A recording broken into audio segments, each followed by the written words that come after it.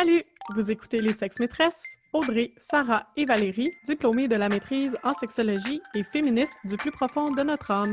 Que vous soyez calé ou novice en la matière, on vous parle de sujets sexos, de sujets féministes, parsemés d'anecdotes cocasses.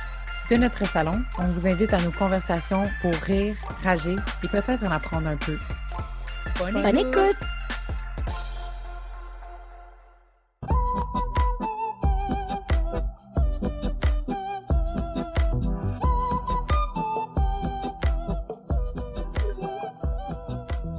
Yes, bienvenue tout le monde. Bienvenue aux visages connus et aux nouvelles personnes. Bienvenue à cette table rouge édition numéro 19, non 20. On est déjà rendu à la 20e édition. Yes!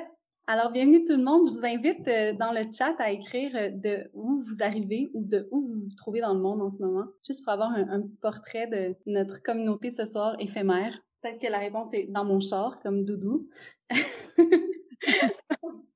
Ça nous répond pas, ça va être plus safe. C'est ça. Génial. Fait que merci d'être avec nous ce soir, tout le monde. On est vraiment contente de vous recevoir encore une fois. C'est vraiment devenu une tradition, les tables rouges. J'en reviens pas à chaque fois de voir à quel point la tradition se perpétue puis qu'on voit des gens revenir. Ça nous touche toujours de voir des visages connus et des nouveaux. Les petits bonhommes qui sont des madames qui dansent sont à côté des noms. C'est les gens de l'équipe Le Vary. Donc, il y a Juju qui est avec nous ce soir, Juline, Daphne qui est notre scribe, Marie-Aude qui est notre grande organisatrice des tables rouges et Olivia qui est là aussi cofondatrice de Madame Le Vary avec ses beaux biceps. Et on a également nos invités avec une petite étoile, les sex-maîtresses qui sont là avec nous ce soir. Merci d'être là. Et ils sont un magnifique trio. Moi, je les trouve super belles. Je suis comme tellement contente de les voir dans un même écran. Juste ça me rend de la joie. Donc, ce soir, on est super excités de recevoir pas une, mais donc 3 invités. C'est des femmes exceptionnelles ce soir. Donc, on a Audrey, Sarah et Valérie qui sont tous 3 diplômées de la maîtrise en sexologie et féministes du plus profond de leur âme. Là, je reprends leurs mots. Donc, pendant la pandémie, ils ont décidé de partir un projet de podcast qui s'appelle Les Sex-Maîtresses. Donc, pour elles, parler des menstruations, de sexualité et de sujets féministes, c'est tout à fait naturel. Donc, c'est elles qui vont nous entretenir ce soir. Donc, au menu, sexe, malaise et menstruation. Donc, on va parler des mythes reliés aux menstruations, de sexualité et d'autres sujets croustillants. Donc, yes! Moi, je suis tellement excitée de juste laisser la parole aux sex-maîtresses. Donc, sans plus tarder, je vous laisse la parole. Pour les personnes qui présentent, c'est toujours le fun, même si on est en virtuel, de pouvoir voir des visages puis voir les réactions. Ça donne de l'énergie. Donc, n'hésitez pas à allumer vos caméras. Puis toutes celles qui ont déjà allumé vos caméras, merci. Ça rend l'expérience plus humaine. Merci beaucoup. Merci pour l'introduction aussi, Erika. Merci à toute l'équipe de Madame Le Vary. On est vraiment honorés d'être ici avec vous aujourd'hui. On va partager notre écran pour que vous puissiez voir notre petite présentation. Comme vous l'avez dit, aujourd'hui, on va vraiment parler de menstruation, mais plus précisément de sexe, de malaise et menstruation. On veut vraiment comprendre l'origine du dégoût pour s'en libérer. Donc, je passe la parole à ma collègue Sarah. Allô? Je vais nous présenter rapidement. On est les sex-maîtresses. Valérie, Audrey, Sarah, vous allez finir par vous reconnaître avec nos voix aussi. Dans la vie, là, on est 3 amis et 3 colocs. Donc, pendant la pandémie, on a encore plus appris à se connaître et à être collés ensemble. Notre amitié a vraiment débuté lors de nos études, justement, en sexologie. On avait plein de discussions super intéressantes sur tous les enjeux sociaux. Là, on était prêts à changer la planète au complet. Puis, de fil en aiguille, on est devenus amis. Puis, c'est ça aussi qui a apporté notre idée de balado, parce que tout le monde nous disait que nos conversations de salon devaient être donc bien intéressantes. Puis oui, là, elles sont super intéressantes. On s'est dit, on va s'enregistrer. Donc, on a un balado, comme je viens de mentionner, puis l'objectif de ce projet-là, c'est vraiment de rendre accessibles des sujets à saveur sexologique ou à saveur féministe, puis vraiment de les rendre vulgarisés là, pour que tout le monde puisse mieux les comprendre. On espère aussi susciter des réflexions, puis même juste semer des petites graines là, dans vos réflexions, puis on adore quand les gens nous disent qu'ils ont eu une discussion par la suite, après avoir écouté un épisode avec leurs partenaires, avec leurs amis, puis que ça peut ouvrir à des discussions. Juste là, on est super satisfaite de ce projet avec ça. Donc, juste avant d'entamer le brise-glace, on aurait des petites questions pour vous sous forme de sondage. Vous allez les voir apparaître sur l'écran. On vous encourage à cliquer pour répondre. Donc, pour la première question, avez-vous déjà été mal à l'aise de parler de menstruation? Toujours, souvent, parfois ou jamais. Donc, on vous encourage à y aller, répondre spontanément à la première question. La deuxième question, avez-vous déjà éprouvé de la honte d'être menstrué? Encore une fois, les mêmes choix de réponse, souvent, toujours, parfois ou jamais, ne s'appliquent pas. Troisième question, avez-vous déjà été inconfortable d'avoir des relations sexuelles pendant les menstruations de vous ou votre partenaire? Même choix de réponse, toujours, souvent, parfois, jamais ou ne s'appliquent pas. Donc, c'est 3 questions qu'on vous pose pour savoir un peu où on vous retrouve aujourd'hui, tu sais, comment on commence cette présentation. On a déjà 43 sur 52 qui ont répondu, donc peut-être que les 7 ans. Oui, donc on voit ici que avez-vous déjà été mal à l'aise de parler de menstruation? 61% parfois. Donc ça, c'est parlant, vraiment. Deuxième question, avez-vous déjà éprouvé de la honte d'être menstrué? Encore une fois, parfois, 52%, c'est quand même beaucoup. Jamais 26%, je suis quand même contente de voir ça. C'est bon. On va le prendre. 3, avez-vous déjà été inconfortable d'avoir des relations sexuelles pendant les menstruations? Parfois, toujours, souvent. Donc, on voit là ici là que bon, notre présentation va certainement vous parler aujourd'hui. Je vais poursuivre avec le petit brise-glace. On va vous demander encore votre participation. Pour la première question, on vous invite à réfléchir et commenter dans le chat tous les mots positifs qui vous viennent à l'esprit quand on parle de menstruation. Donc, vraiment spontanément, juste en un mot, les trucs positifs qui nous viennent à l'esprit quand on pense à nos menstruations. On vous donne un petit 30 secondes pour le faire. Vie, intuition, fertilité, élimination des toxines, renouveau, puissance, libération, beauté. Wow. J'adore. Lâcher prise, femme, santé, libido, absence de grossesse, sécurité, libération beaucoup, hein?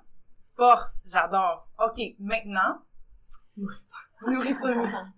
On vous invite à faire la même chose, mais cette fois-ci de commenter dans le chat les mots négatifs qui vous viennent à l'esprit quand on parle de menstruation.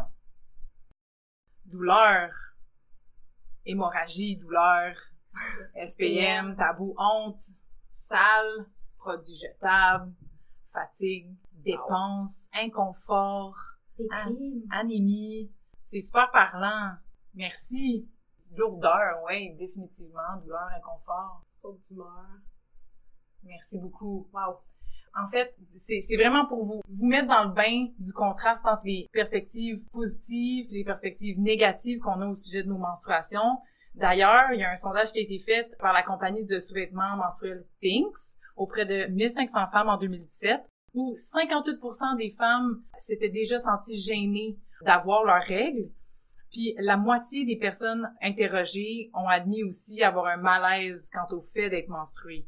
Donc, comme vous avez pu témoigner dans le sondage et dans le petit brise-glace, il y a vraiment un contraste là quand on pense aux mots négatifs puis quand on pense aux mots positifs. Puis on peut comprendre qu'il existe encore une connotation négative, tu sais, empreinte de dédain, de honte, de dégoût, hein, on a parlé de saleté, etc., qu'on associe aux menstruations.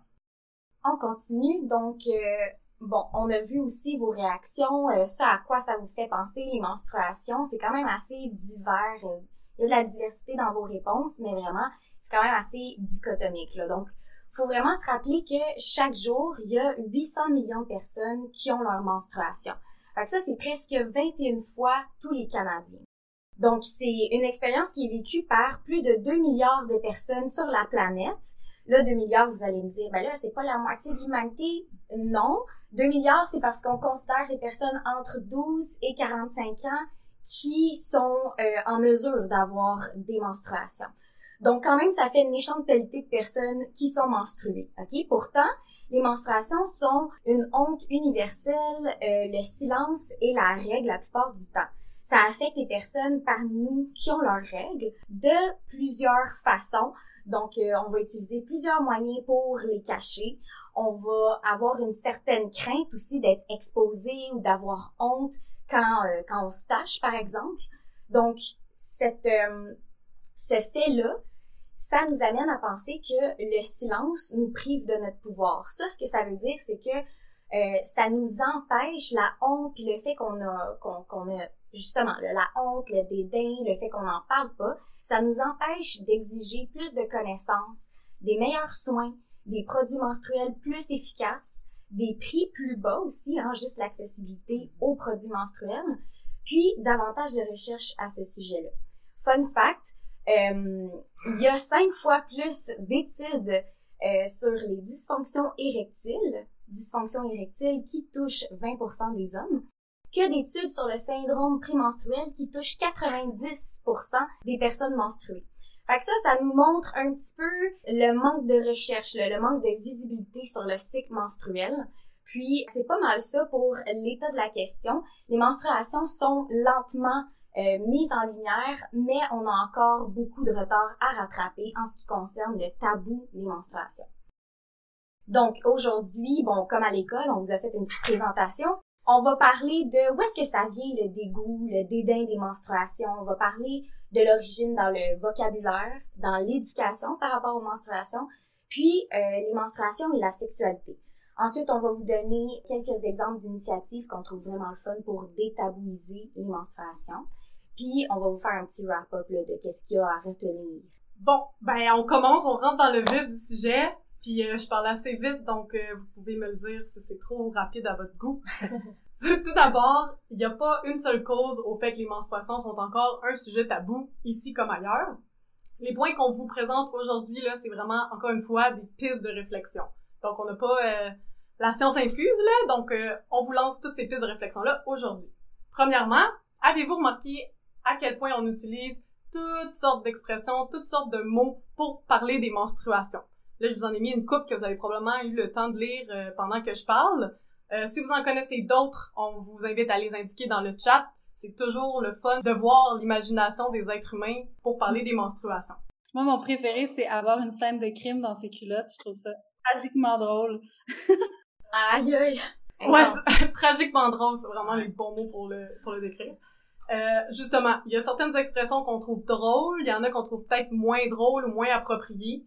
On peut déduire que tous les détours qu'on utilise pour éviter de parler des menstruations avec les vrais termes, c'est bel et bien une trace qu'il reste un tabou, là. En nommant pas les menstruations telles quelles, on renforce réellement l'idée que ça doit pas être nommé. Donc, encore moins le nommer à voix haute. Fait que, si même les mots qui sont liés aux menstruations sont gênants, comme c'est facile de s'imaginer à quel point avoir ces menstruations, ça peut être malaisant et tabou et honteux, etc.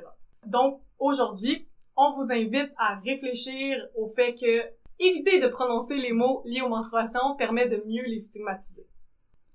Tout d'abord, les euphémismes et les tabous aux menstruations sont vraiment anciens. On trouve même des mentions des menstruations dans la première encyclopédie latine qui date de genre 73 après Jésus-Christ. Je vais vous lire le beau passage. « Le contact avec le sang menstruel rend le nouveau vin aigre. Les récoltes qu'il a touchées deviennent stériles. Les germes meurent. Les graines des jardins se dessèchent. Les fruits des arbres tombent. Le tranchant de l'acier et l'éclat de l'ivoire s'émoussent. Les ruches d'abeilles meurent. Même le bronze et le fer sont aussitôt saisis par la rouille. Et une odeur horrible remplit l'air. Goûter à ce sang rend les chiens fous et infecte leurs morsures d'un poison incurable. » Oh my God! Dramatique. Ouais. Dramatique. On peut voir que ça fait legit 2000 ans qu'on croit que le sang menstruel est apocalyptique, là, genre c'est la fin du monde littéralement. Donc c'est dangereux pour la nature, les animaux, puis même les métaux, là, le bronze puis le fer, ces hydrouilles, comme tout se ruine à cause du sang menstruel. On commence là. Moi, je voulais juste ajouter que j'avais rencontré une personne pendant un voyage, ça fait 4 ou 5 ans, puis qui tenait des propos comme ça, puis je me suis dit, c'est tellement bizarre, je rencontre cette personne au milieu de nowhere, puis je me suis rendu compte que ça fait partie des séquelles de la colonisation chrétienne qui a été comme, c'est un outil incroyable de répression, puis je sais pas comment on peut appeler ça, mais c'est vraiment Ouais. de domination. Ouais. De domination puis de manipulation, là. Mm-hmm. Ben justement, en parlant de chrétienté. Ouais, c'est ça, t'as bien introduit ma prochaine diapo. Qu'on peut continuer sur une autre note aussi, on peut penser aux religions. Ouais, dans les religions monothéistes, il va exister vraiment une diabolisation du sang menstruel. Là, encore une fois, on peut penser à la Bible, le Coran, la Torah. La personne menstruée est vraiment impure. Faut parfois même s'abstenir de certaines activités et contacts humains quand on est dans ces menstruations. Comme on est toutes les trois baptisées, on a trouvé plus sensible de donner un exemple de la Bible. Donc voilà, quand une femme aura un flux de sang dans sa chair, elle sera 7 jours dans son impureté. Quiconque la touchera sera impur jusqu'au soir. Tout meuble sur lequel elle se couchera pendant son impureté sera impur. Tout objet sur lequel elle s'assiera sera impur. Donc, ici, on peut voir qu'ils connaissent pas de synonyme au mot impur. Ouais, vraiment. Parce que, clairement, c'est comme le seul qu'ils savent utiliser. Mais, plus sérieusement, on comprend assez clairement que les personnes menstruées souillent tout ce qu'elles touchent, encore une fois, dans les religions. Ou en tout cas, dans la Bible. Bon. Lorsqu'on n'est pas en train d'accuser les religions d'avoir entretenu le tabou entourant les menstruations, les spécialistes toutefois s'entendent pas sur l'origine du tabou menstruel ou même la fonction du tabou, là, à quoi ça sert que ce tabou-là.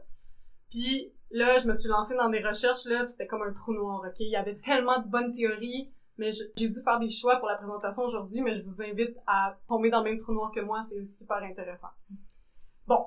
Pour commencer, on parle de Freud. Notre meilleur ami Freud, meilleur ami, là, entre grandes guillemets, a dit que c'était la peur du sang. Donc, on s'entend que si on a peur du sang, ben, on a comme manifestement peur des personnes menstruées aussi. Donc, peut-être de là aussi viendrait la peur des personnes menstruées. Je vais pas élaborer sur Freud, on va laisser ça tel quel. Ensuite, on a Alan Court qui a soutenu que le tabou aurait commencé parce que les premiers êtres humains trouvaient le sang menstruel salissant. OK, peut-être que sans laveuse sécheuse, c'était peut-être salissant. Encore une fois, c'était comme une piste de théorie, mais il l'élaborait pas assez pour que je puisse mieux vous expliquer que ça. Aussi, tout le monde connaît le philosophe Aristote, ou en tout cas, vous allez apprendre à le connaître avec ce fun fact sur lui. Ça, c'était à l'Antiquité, qui va déclarer que la femme est un être incomplet et inférieur. Puis, cette pensée-là va avoir beaucoup d'effets sur la société moderne, là. Puis en fait, ça va beaucoup influencer l'histoire de la médecine en Occident. On peut penser par exemple au concept que les femmes, c'est le sexe faible ou la fragilité masculine, ça vient tout de notre ami Aristote.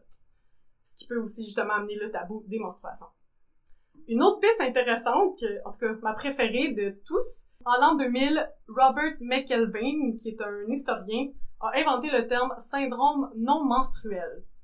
C'est pour décrire la jalousie ou l'envie de se reproduire. Donc ça a vraiment conduit des hommes à stigmatiser les menstruations puis dominer les femmes pour comme compenser psychologiquement le fait qu'ils peuvent pas faire, ben que biologiquement ils ont pas les mêmes fonctions. Ça c'était comme une théorie, là je me suis poussée là-dedans, mais bon. Vas-y. Même, j'aime bien cette théorie. À vous, hein? Ça se tient. Ça se tient. J'apprécie.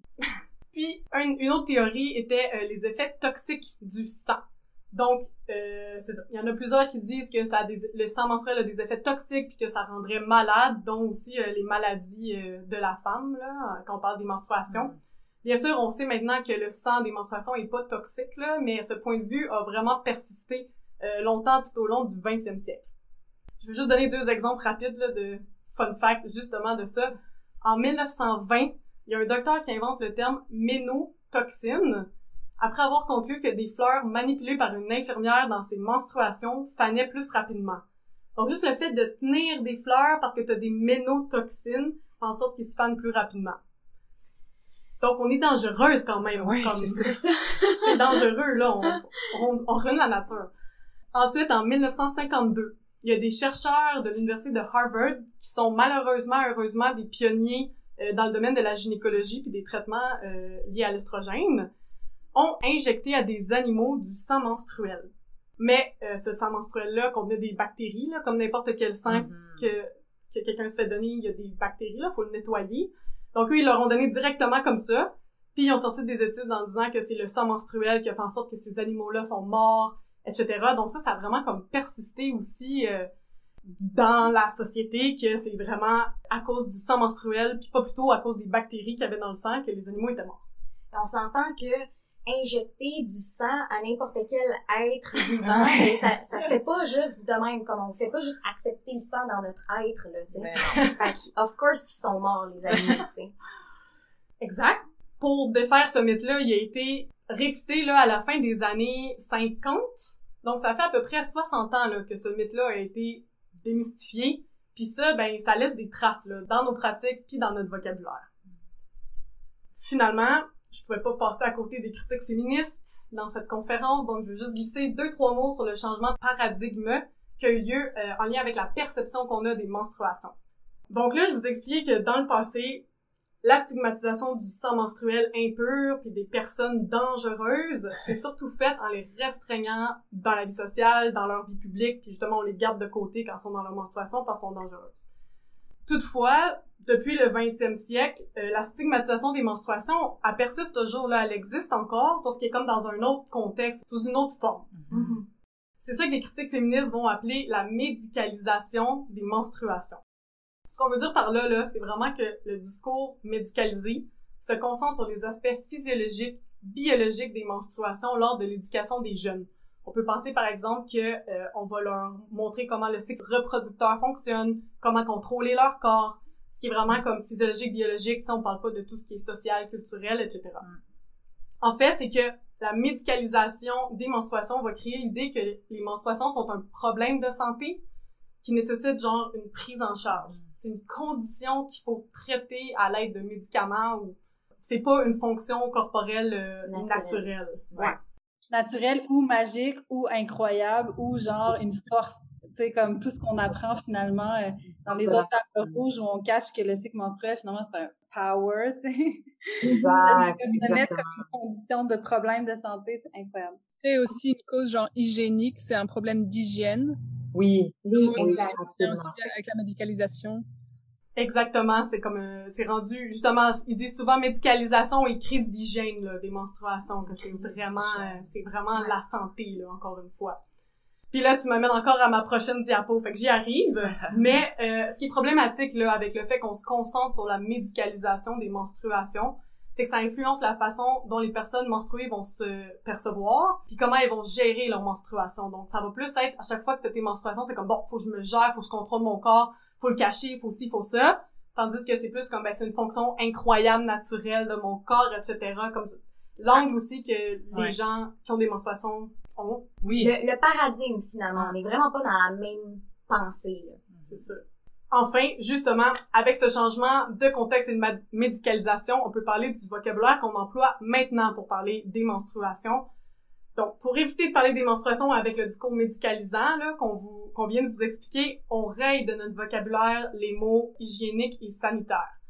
On utilise le mot menstruel, là, à toutes les sauces, là. Vous voyez, on peut l'accorder comme on veut, il se met partout. C'est déjà plus inclusif et on parle pas de médicalisation dans ce temps-là. En conclusion, là, faut vraiment se rappeler que les représentations, les façons qu'on parle des menstruations sont importantes. Parce que ça influence comment les personnes menstruées vont vivre ça. Dans la gêne ou dans la confiance. Ça commence avec le vocabulaire qu'on emploie nous-mêmes. En résumé, depuis des millénaires, le vocabulaire employé et les détours qu'on utilise pour éviter d'en parler, avec les vrais termes, perpétuent le tabou, le malaise qu'on a envers le sang des menstruations. Bon, j'ai fini. Je passe la parole à Audrey, qui va vous parler de l'éducation pendant les menstruations, puis qui perpétue aussi le tabou des menstruations. Oui, donc, l'éducation entourant les menstruations. Parfois, on a l'impression que le tabou, ben, c'est chose du passé, mais il est encore très présent, et ce, même dans l'éducation qu'on fait auprès des filles. Justement, comme Sarah a expliqué, les conceptions éducatives, ben, quand on parle de menstruation, tout le vocabulaire qu'on utilise, ben, ça se voit aussi dans l'éducation qu'on fait par rapport aux menstruations. Donc, comme c'est écrit, les conceptions éducatives concernant la ménarche, c'est les premières menstruations. OK? Donc, quand on parle des premières menstruations, ça a changé au début, ben, à la fin du 19e siècle avec la médicalisation du corps féminin. Parce qu'avant, tout ça, les menstruations, l'accouchement, ben, ça se faisait entre femmes dans le privé. On n'était pas à l'hôpital, il n'y avait pas de docteur, on faisait ça entre nous avec des sages-femmes, etc. Maintenant, ici, comparativement à autrefois, parce que avant, étant donné que on en parlait entre femmes, mais on gardait quand même les filles dans le silence, on leur expliquait pas vraiment qu'est-ce qui allait arriver parce que justement, on pensait que ça allait préserver leur virginité, finalement. Ça pouvait être traumatisant à leur première menstruation, ils pouvaient penser qu'ils ils allaient mourir, qu'ils allaient se vider de leur sang, ils savaient pas qu'est-ce qu'ils allaient faire. Fait que bref, vous avez une belle exemple du film Carrie. Je vous encourage à le regarder. La scène qu'elle voit qu'elle est menstruée puis qu'elle capote, ça démontre un petit peu, c'est une belle exemple là, de nos perceptions aussi culturelles, aussi de toute la ménarche, là. Bref, je vais pas rentrer dans le cinéma avec ça et tout. Mais bref, à cette heure, les jeunes filles qui tombent menstruées, ben, ils sont pas traumatisés parce qu'ils en ont entendu parler dans les pubs, ils en ont entendu parler par leur mère, leur sœur, leurs cousines, leurs amis, etc. Donc, c'est pas une expérience traumatisante. Par contre, j'ai été voir une étude, en fait, qui date de 2011, mais qui est encore super pertinente à ce jour. Puis je vous invite aussi à aller voir un article du Coup de pouce qui date de septembre 2021, qui relève exactement le même tabou. Ok. Cette étude-là s'est penchée sur les conceptions éducatives concernant les menstruations et le sang menstruel, mais aussi tout ce qu'on dit, le discours ambiant, comment les mères parlent à leurs filles de menstruation, les brochures de Always, le dico des filles, donc toute une grosse méta-analyse de comment on parle des menstruations finalement. Donc, cette expérience-là de la ménarche des premières menstruations, ben, il y a deux choses qui influencent l'expérience. Donc, il y a le savoir que les filles possèdent sur les règles, qui joue un rôle déterminant dans les sentiments qu'elles vont éprouver, ok, donc leur connaissance, puis le contexte dans lequel elles font l'expérience de la ménarche. Donc, ben, comment ça s'est passé pour leur première menstruation.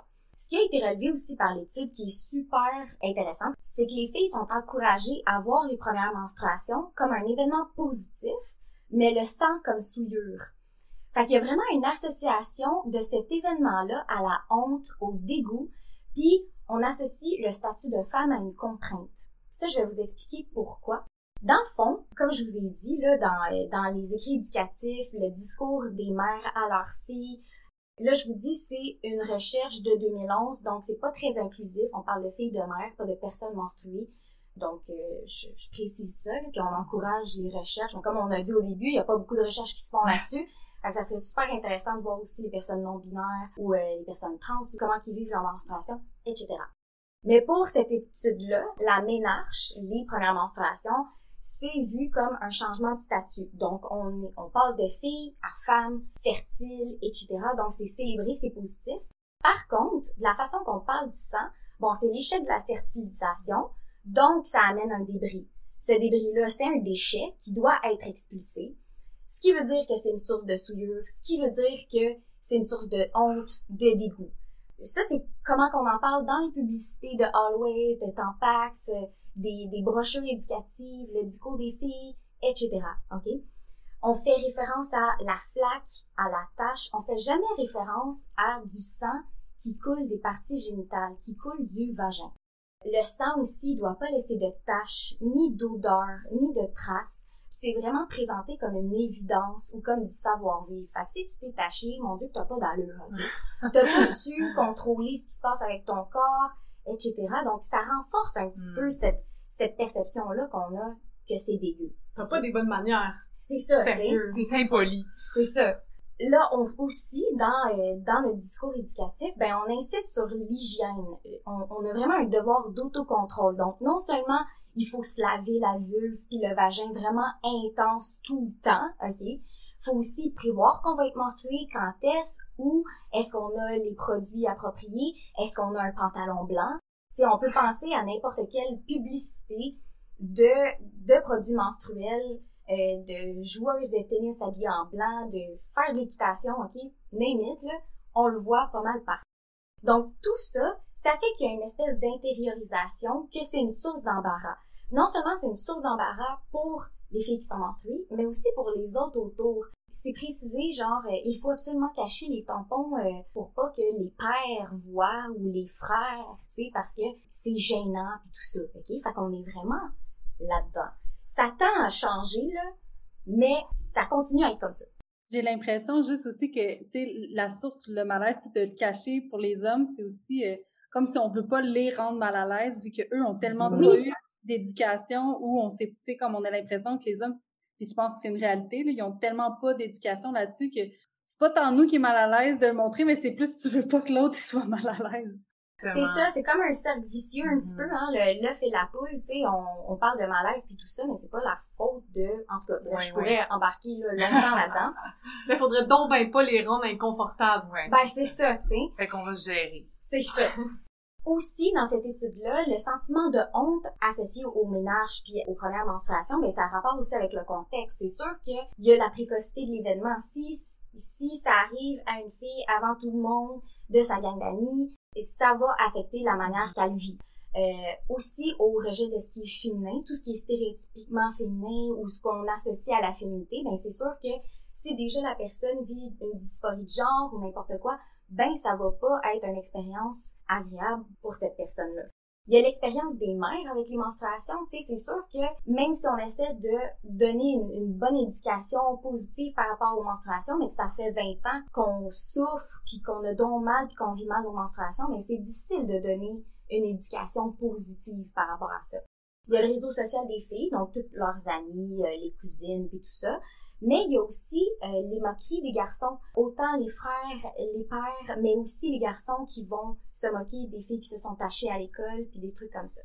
Ce qui m'amène à poser la question, ok? Parce que on parle de la ménarche pour la puberté chez les filles, mais on parle aussi de la spermache pour la puberté des garçons, tu sais, c'est comme le ballon. Fait que c'est le fun de penser au double standard qu'on peut voir là-dedans.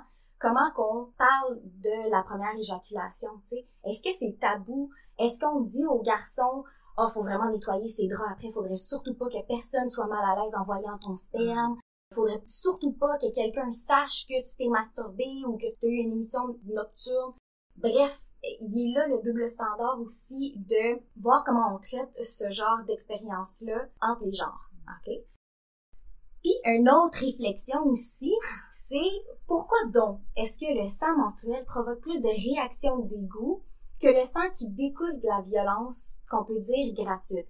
Tu sais, on regarde Game of Thrones, on regarde des films qui sont genre super violents, tu sais, il y a du sang partout, ça nous fait rien, mais quand on voit du sang menstruel, par exemple, c'est dégueulasse. Tu sais, on est donc ben, oh my god, on est donc ben outrés, c'est donc ben dégueu. Quand on parle de violence sexuelle aussi, tu sais, il y a jamais personne, les hommes sont pas autant, là je dis les hommes, en général, ça se peut qu'il y ait des exceptions, ok? Mais socialement, il y a vraiment plus de dégoût par rapport au sang menstruel que n'importe quelle autre violence. Puis le pire, c'est que ce sang-là est le seul sang qui découle pas de violence. Okay? Fait que c'est intéressant de savoir aussi, puis je vous amène à réfléchir à ça, comment notre corps est célébré quand on met au monde des enfants. Les menstruations, qui sont une condition préalable à la grossesse, sont censées être cachées, mais tu sais, dans le fond, le corps menstrué se transforme rapidement en faiseur de miracles. Donc, on est enceinte, on met au monde des enfants, c'est donc bien un miracle, mais quand t'es menstrué, par exemple, faudrait surtout pas le voir, faudrait pas voir ce sang-là, c'est dégueulasse. Mais pourtant, c'est le même sang, tu sais. Fait que c'est ma petite réflexion, et je passe la parole à ma collègue Valérie. Merci Audrey. Ben, c'est intéressant que tu parles de dédain puis les rapprochements qu'on peut faire, entre les corps menstrués. On peut faire aussi des rapprochements entre le dédain puis la perception négative que plusieurs femmes peuvent avoir de leur sexe puis le dédain des menstruations. Donc là, on parle de leur sexe, leurs organes, mais aussi leur sexualité. Tu sais, de façon similaire à la honte qu'on associe au corps menstrué, il y a plusieurs femmes qui vont aussi adopter des pratiques normatives sur leur corps pour les gérer, spécifiquement en contexte de sexualité. Donc, on parle ici, vous pouvez lire à l'écran, se raser, s'épiler, se maquiller, surveiller son poids, son alimentation, etc. Il y en a plein. Et ces pratiques normatives-là vont surtout être pratiquées en contexte de relations hétérosexuelles. Ça, c'est intéressant. D'ailleurs, là-dessus, il y a des petites statistiques ici, là, dans l'encadré. Il y a une recherche qui s'est penchée là-dessus. Puis, ils ont relevé que 3 hommes sur 10 décriraient le sexe pendant les menstruations comme étant dégoûtant. Puis, près de 4 hommes sur 10 qui jugeraient ça inapproprié. Inapproprié. Genre, t'es censé faire quoi? C'est ça. C'est inapproprié. Les étiquettes sur le sexe pendant les règles, ça renforce une fois de plus l'idée de honte qui est trop souvent ressentie par les femmes. D'ailleurs, il y a 1 femme sur 3 dans cette étude-là qui rapporte s'être fait refuser du sexe parce qu'elle était dans sa semaine. Et ça mène près de 6 femmes sur 10 à éviter d'initier des rapports sexuels alors qu'elles sont menstruées. Et tout ça va faire en sorte que cette étude-là a aussi rapporté qu'il y a à peu près 4 femmes sur 10 qui vont performer un autre type d'acte sexuel puisqu'elles ressentent la pression de le faire pour compenser. Mais je comprends pas. Mais quelle pratique! On parle ici de la fellation, bien entendu. Donc encore un travail féminin quand c'est nous qui sommes menstrués pour gérer les hommes avec qui on est peut-être en relation. Donc, je vous laisse faire vos réflexions par rapport à ça. Pour en parler davantage, j'ai trouvé une étude qui parle des perceptions des femmes face au sexe pendant leur menstruation. C'est une étude de 2011 d'une chercheure qui est assez connue dans le monde féministe. Elle s'appelle Brianne Faz. Vous avez le titre de son article ici. Brianne Faz, dans cette étude-là, s'est penchée sur les interprétations et les rationalisations des femmes d'avoir ou non des relations sexuelles pendant leur menstruation. Donc, en général, dans ces résultats, l'auteur va séparer les vécus des femmes en 2 catégories d'attitudes. Les attitudes négatives, puis les attitudes positives face au fait d'avoir des relations sexuelles pendant leurs règles. Donc, pour ce qui est des attitudes négatives, l'étude a trouvé que la majorité des participantes adoptaient plutôt des attitudes négatives face au fait d'avoir des relations sexuelles pendant les menstruations. On parle ici de douleurs physiques, là, attitude négative. C'est sûr que si tes menstruations sont terribles puis t'as des crampes menstruelles à côté, ben ça te tente peut-être pas d'avoir des relations sexuelles. Donc ça, on peut comprendre. Mais il y a aussi d'autres choses qui étaient intéressantes, comme par exemple le travail physique des femmes. Le fait de devoir s'occuper de nettoyer les draps, s'occuper de s'assurer de pas tacher, etc., des choses comme ça. Ils sont encore liés au tabou, là. Encore liés au tabou, effectivement. La souillure. On peut penser aussi aux réactions de dédain d'un partenaire homme. La perception de soi qui est négative, peut-être encore plus pendant nos menstruations, contrairement à, par exemple, une perspective qui serait plus comme dans la célébration ou dans le repos ou peu importe. Puis finalement, moi, j'ai trouvé le plus intéressant, c'est surtout le travail émotionnel qui vient avec le fait de proposer la sexualité pendant nos menstruations, parce que ça mènerait à une gestion des émotions ou des jugements du partenaire masculin. Donc ici, c'est une citation là que vous trouvez dans l'encadré d'une participante qui note à quel point elle, ça l'intéresse zéro, le sang, c'est une saleté, elle a pas envie de gérer ça. D'un autre côté, il y a aussi les participantes qui ont nommé qui avaient des attitudes plutôt positives, que pour elles, c'était vraiment, ils ressentaient un plaisir sexuel pendant les relations sexuelles, pendant leur menstruation. Ces participantes-là, ils ont nommé une certaine rébellion envers les attitudes anti-menstruelles, comme une attitude subversive, tu sais, comme ouais, on va reprendre le pouvoir sur nous, puis si t'es pas dans l'air avec ça, ben c'est pas parce que je suis dégueulasse, moi je suis incroyable, tu sais. Et pour renchérir là-dessus, tu sais, ces femmes-là vont être plus dans le fait d'accueillir leur corps naturel, vont affirmer leur féminité ou leur womanhood. Donc, on va être plus dans cette perspective-là pour quand on adopte des attitudes plus positives par rapport à la sexualité pendant les menstruations. Donc, vous pouvez voir aussi un témoignage d'une femme lesbienne de cette étude-là qui témoigne que son expérience est incroyable, que sa partenaire l'a fait sentir bien, que c'était une preuve d'amour pour elle, etc. Donc, on peut vraiment voir le portrait de cette étude-là, ça nous permet de bien voir comment les attitudes sont polarisées au sujet d'avoir des relations sexuelles pendant les menstruations. Donc, comment on fait pour apprivoiser possiblement une sexualité pendant les menstruations?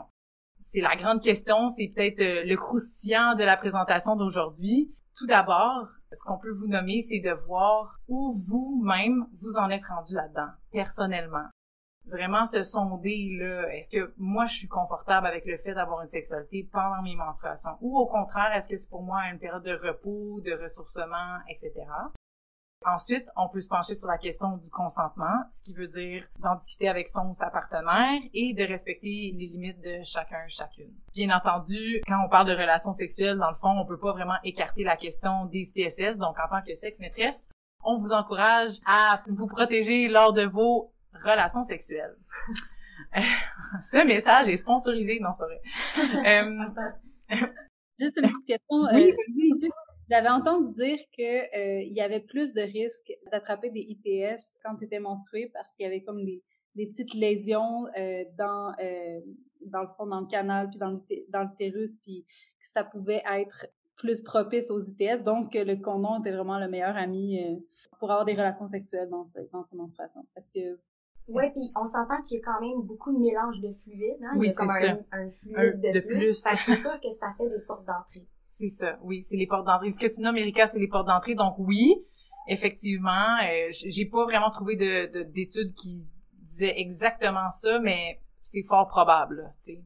C'est pas mauvais, mettons, de te protéger. C'est bon. Puis en même temps, je me dis, tu sais, plus de fluide aussi, il y a de la lubrification naturelle.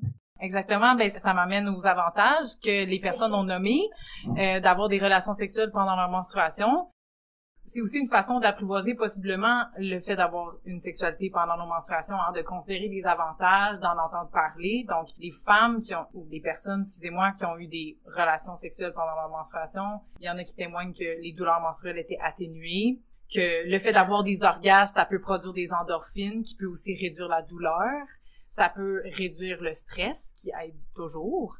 Le vagin, comme tu dis, est plus lubrifié qu'à l'habitude, donc ça peut nous aider, voire même rendre les relations sexuelles plus agréables pour certaines personnes qui auraient des problèmes de lubrification, par exemple. Puis, bien entendu, les chances de tomber enceinte sont vraiment moindres, donc on peut ressentir plus de liberté, avoir une meilleure capacité de vraiment se laisser aller, ce qui peut aussi aider à ressentir plus de plaisir sexuel. Finalement, on aimerait nommer que le sexe oral et le cunnilingus est une option qui est possible. Il peut avoir un petit bout de sang présent, mais s'il y a consentement et ouverture, ben tous les paris sont ouverts.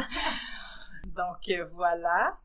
Après être allé comme vraiment dans le vif du sujet, là, on voulait juste prendre un moment sur cette diapositive pour se poser. On aimerait vraiment rappeler à tout le monde aujourd'hui que peu importe où vous êtes rendu dans les éléments que vous voyez sur la diapo, là, on a de gérer une serviette menstruelle à arroser ses plantes avec son sang. Tu sais, en termes de confort avec ces choses-là, les menstruations, le sang menstruel, les produits menstruels, etc., c'est juste de continuer à se poser des questions, puis de tenter d'y répondre vraiment pour nous-mêmes, tout d'abord, puis de juste, tu sais, cheminer tranquillement là-dedans. C'est ça, parce qu'on voulait pas non plus que ça soit prescriptif de comme, là, vous devez faire du sexe pendant vos menstruations, sinon vous êtes pas féministe, c'est pas ça, là. Non. C'est vraiment, on se pose des questions, puis petit à petit, on déconstruit un peu la honte, le dégoût par rapport à ça, tu sais. Exact. Puis je pense que aussi une autre chose qui peut être intéressante, c'est de dire, ben, si on est avec un partenaire avec qui on se sent à l'aise d'en parler, puis on a le goût d'avoir cette expérience-là, on n'est pas obligé non plus d'avoir notre première relation sexuelle menstruée, genre la journée 2, où c'est comme... on peut choisir nos timings pour que ce soit moins abondant, puis c'est justement, il y a moins de fluide à gérer, puis c'est une bonne porte d'entrée peut-être pour celles qui ont envie d'essayer. Oui, absolument. Exactement. C'est un bon conseil. Puis, tu sais, encore une fois, c'est vraiment de l'essai-erreur aussi. Tu sais, si vous essayez puis finalement vous êtes moins à l'aise, vous aimez pas ça, c'est juste de se poser des questions puis vous êtes pas obligé encore une fois. Là. Oh oui, vas-y. On arrête de parler de sexualité un petit 2 minutes. On veut vous parler des initiatives qui existent un peu partout là pour déstigmatiser le sang menstruel ou les menstruations. On peut penser tout d'abord aux initiatives de plus en plus nombreuses dans les livres pour enfants ou pour ados. Ici, on a mis 3 suggestions, mais évidemment, là, vous pouvez les écrire dans le chat si vous avez d'autres suggestions. Je suis certaine que les personnes de Madame Levary ont peut-être plus de suggestions. On a tout d'abord le livre à colorier The Adventures of Tony the Tampon. Fait que ça avait l'air vraiment le fun de pouvoir colorier ça. Puis encore une fois, ça déstigmatise, tu sais, de voir des enfants dessiner ça, ça doit être incroyable, là. Ensuite, on a proposé 2 autres livres, là, de Élise Thébault et Marion Mal. Alors voilà pour les livres. Oui, il y a aussi des applications mobiles hein, qui sont devenues un moyen en 2021 pour tenter de se reconnecter à notre corps cyclique. Les applications mobiles que vous voyez à l'écran, ils fonctionnent en général en traçant le cycle, puis vous pouvez mettre à jour les changements que vous remarquez dans votre cycle. Certaines de ces plateformes-là sont dites intelligentes, ce qui veut dire qu'elles tentent de prédire aussi le cycle menstruel puis les périodes de fertilité. Il y a certaines critiques, par contre, que ça revient un petit peu à la médicalisation, l'espèce de devoir de contrôle des menstruations, que ça peut tendre vers ça. Mais encore une fois, hein, c'est votre choix, là, finalement. Si ça vous plaît, ça vous plaît. Là. Oui, c'est ça. Puis que c'est ancré un peu comme dans le biologique, compter les jours, quantifier le montant de votre flux sanguin, etc. Il y en a quelques-unes qui nomment comme les émotions, mais ça pourrait être mieux, là, mettons. Aussi, d'autres initiatives gouvernementales ou communautaires, ben il y a la campagne campagne rouge de La vie en rouge. Ça, c'est une campagne du RQASF. Puis, vous pouvez aller voir sur Instagram, il y a vraiment plusieurs, il y a des trucs artistique, plein d'informations à aller chercher qui est vraiment le fun. Puis Madame Levary en fait partie, si Oui. je me trompe pas. Et on a supporté la campagne aussi de la Vie en Rouge, puis on est très proche du RQSAF. On les aime beaucoup. Exact. Il y a aussi le film que vous pouvez aller voir sur Netflix, Period, End of Sentence, qui a été tourné en Inde. Puis là-dedans, il y a le PAD Project. Si vous regardez le film, vous allez comprendre, là, c'est vraiment une belle initiative aussi. Il y a de plus en plus de compagnies aussi quand on pense juste à notre ville, là, à Montréal, mais aussi à travers le Québec. Eh bien, il y a de plus en plus de compagnies, de cafés, d'écoles qui distribuent des produits menstruels. Il y a aussi un projet pilote en ce moment à Montréal qui va offrir des produits menstruels à l'hôtel de ville, dans les bibliothèques municipales, au jardin botanique. Donc, on espère un moment donné que ça va être accessible partout finalement, là.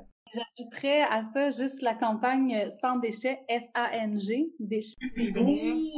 On a parti donc en 2019.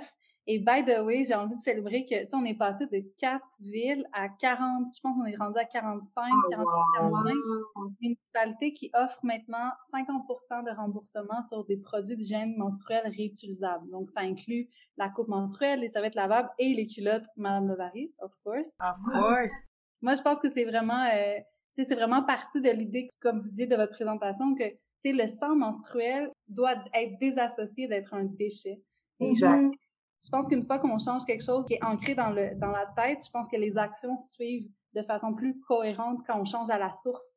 Donc, merci d'avoir donné ça. C'était du bonbon à vos oreilles. Ben, pour faire du pouce là-dessus, une autre façon, comme tu dis, Erika, de déstigmatiser puis d'enlever que le sang est un déchet, c'est de le montrer. C'est de le montrer, de le célébrer même. Puis, il y a des personnes qui ont décidé de partir les mouvements d'art menstruel qui consistent à faire de l'art avec le sang menstruel. Donc ici, vous pouvez voir des photographies, mais il y a aussi des artistes qui ont décidé de peindre avec leur sang menstruel. Puis il y a aussi, un moment donné, quelqu'un qui a filmé les réactions des gens qui voyaient les œuvres d'art. Puis c'était comme, ça fait des caillots. Tu sais, c'est comme, oui, ça fait des caillots. Ça permet vraiment d'enlever le tabou que c'est dégueulasse. Là. Ça peut être beau, finalement. Donc, ce que vous voyez à l'écran, en haut, là, il y a Rupi Kaur qui a fait une photo où elle est couchée, là, puis elle attache son drap, qui a été censuré sur Instagram. Donc, le tabou est encore présent. À votre droite, vous voyez aussi une activiste musulmane américaine de 26 ans qui s'appelle Kiran Gandhi, qui a couru le marathon de Londres sans protection menstruelle. Donc, c'est une façon de déstigmatiser le truc. C'est quand on regarde, je suis capable de courir un marathon en étant menstruée. Fait que, c'est ça qui est ça. Je vais juste en rajouter une bonne. Oui. Je me souviens plus du nom de l'artiste. Je pourrais le retrouver. Je pense que c'est Sarah Langby qui a dessiné la face de Donald Trump avec son sang menstruel. En réaction à toutes les commentaires dégradants complètement horribles de Donald Trump. C'était comme, elle a créé et c'est vraiment beau, là. Je vais essayer de retrouver le nom pour le mettre dans le chat. Ouais. Oh mon Dieu, ouais. Ça doit permettre de vraiment se réapproprier le truc, là, comme regarde le in your face. Ouais, puis provoquer aussi, là, je veux dire. C'est Ouais, comme ça qu'on fait des révolutions. Ouais, quand là. même. Faut un peu. Puis finalement, bon, tout ce qu'on a parlé aujourd'hui, ce qu'il y a à retenir, là, c'est au quotidien, qu'est-ce qu'on peut faire individuellement, tu sais. Dans le fond, la première chose, c'est de faire preuve de bienveillance envers notre corps, envers nos menstruations. D'en parler, d'utiliser les vrais mots, comme on a dit avec le vocabulaire. Le fait d'en parler avec les vrais mots, ça déstigmatise aussi. S'éduquer, éduquer les personnes autour de nous, peu importe leur genre. Donc, laisser traîner des tampons chez nous, même s'il y a le papa et les frères, ça fait partie de la vie. Ça fait partie de la vie. On n'a pas à cacher les tampons ou les produits menstruels. It is what it is, OK? Puis finalement, encourager les initiatives locales et internationales qui aident à déstigmatiser le tout. Puis là, je pouvais pas plugger quelque chose d'ultra féministe pour la fin. Donc, je vous la lis.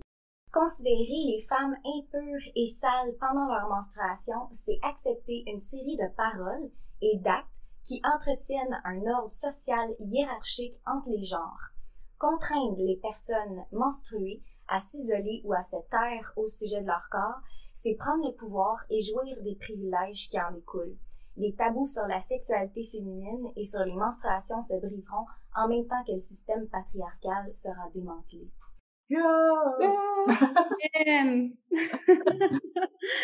Yes! Donc, c'était notre conclusion. Je pense qu'on a dépassé pas mal de notre timeline. Mais Parfait. Vous êtes right on time. On va faire... Est-ce que c'est la pause artistique ou c'est la pause... On va faire la pub Lovary avant. Génial. D'abord, moi, je suis juste flabbergastée d'avoir vu cette présentation-là. J'ai l'impression que c'est comme ça remet tous les blocs ensemble. Tu sais, c'est pas des choses tant nouvelles d'apprendre, mais de les voir sous cet angle-là puis de les rapatrier. Je trouve que c'est là la valeur de votre présentation ce soir pour moi. Puis je veux juste vous remercier du fond du cœur. J'ai l'impression d'être retournée quasiment, tu sais, dans une présentation scolaire, d'une sorte universitaire, tu sais. Puis j'étais comme, mes neurones, tout mon mind était super actif. Fait que merci, vraiment. Merci, ça fait plaisir. Puis merci beaucoup d'avoir participé puis d'avoir écrit dans le chat. C'est pas fini, mais on a donné tout le stock qu'il fallait donner. Donc, pour la suite, pour débuter la pause publicitaire, j'ai envie de dire que plus que jamais, avec Madame Lovary, on a besoin de nommer que notre culotte menstruelle, c'est pas une culotte menstruelle comme les autres. Pourquoi je dis ça? Parce qu'on se rend compte qu'il y a de plus en plus de culottes menstruelles qui voient le jour. Avec Olivia, quand on a commencé, il y a 5 ans, on avait justement notre petit panneau au Tam-Tam de Mont-Royal qui disait menstruation sans déchets, menstruation positive et zéro déchet. Puis là, les gens, là, 5 ans, c'était encore pire, là, le stigma puis le tabou. Donc, il y a eu comme tout un travail qui a été fait. Et là, maintenant, je suis très heureuse de voir qu'il y a de plus en plus de culottes menstruelles sur le marché. Mais j'ai envie de nommer que la nôtre, elle est différente. Pour ceux et celles qui ne la connaissent pas, j'aimerais vous montrer comment fonctionne la culotte Madame Lovary en live via un petit vidéo. Et j'inviterai Olivia à faire la présentatrice parce que c'est master publicité. Ben, comme on sait, à chaque mois, c'est le party dans nos culottes et c'est pour ça qu'on a inventé notre culotte menstruelle à notre sauce.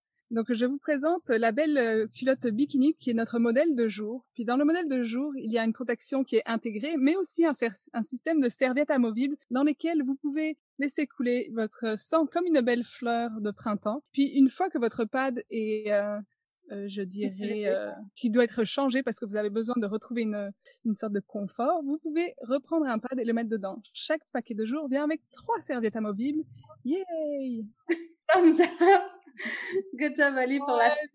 Donc, en fait, Madame Lovary et les culottes menstruelles, c'est ce qui nous permet, en fait, de tous les mois, de vous offrir aussi cette présentation avec des invités différents à chaque mois. Donc, on est super heureuse de continuer ça. Puis, si vous n'avez pas encore de Madame Lovary et que vous cherchez une protection réutilisable, vraiment, vous allez tomber en amour. Je pense qu'on a des reviews amazing. À chaque fois, Juline, qui est notre service client, reçoit toujours les reviews. Puis, c'est le fun, elle nous les met dans notre Slack d'équipe.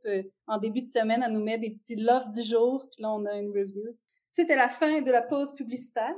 Juste avant, et on a 2 questions pour les produits. Je voudrais te les poser tout de suite pendant qu'on est là-dedans. Émilie demande, pour un flux moyen, on peut avoir à changer au combien d'heures pour une journée à l'école, mettons? Ouais. Normalement, donc chaque culotte vient avec les 3 serviettes amovibles. Normalement, pour un flux moyen, donc modéré, c'est suffisant pour passer la journée. Il y a certaines femmes qui vont avoir 2 culottes ou qui vont juste ajouter des pads. Il y a possibilité d'ajouter comme 1 ou 2 pads de plus si vous voulez pour passer la journée. Mais vraiment, le 3, c'est pour un flux modéré. Donc, vous pouvez penser qu'une serviette amovible Madame Lovary est l'équivalent d'une serviette régulière un petit peu plus. Donc, vous pouvez vous caler là-dessus pour calculer le nombre de serviettes que vous auriez besoin. Merci. Tu avais dit 2 questions? Oui, ben en fait, ça répondait, la personne demandait si, sans les protections amovibles, est-ce que la culotte elle-même a déjà une protection? Tout à fait. En fait, si on utilise la culotte sans les pads, c'est l'équivalent d'un protège-dessous. Donc, c'est génial pour des journées de flux léger vers la fin du cycle quand on est en mode spotting. Ou bien, si on porte la coupe puis on a besoin d'avoir un petit backup, c'est vraiment efficace 100%. Une dernière question qui vient de popper. Quel est le tissu? Le tissu, c'est du coton. Tout ce qui est en contact avec la peau, c'est du coton. Puis, à l'intérieur des culottes, finalement, on travaille avec 3 différents types de tissus, dont un qui s'appelle du pure, qui est la portion qui est anti-fluide, vraiment, qui permet que les fluides ne traversent pas. Super, merci. Pour plus de questions par rapport aux culottes, il y a plein de vidéos sur le site web sur comment les laver, comment les utiliser, comment les changer. Fait que je vous invite à aller fouiller sur notre site web de Madame Lovary. N'hésitez pas à nous écrire. Juju répond sur Facebook, Instagram, c'est Gabrielle. Puis on est là pour répondre à vos questions. Merci les filles.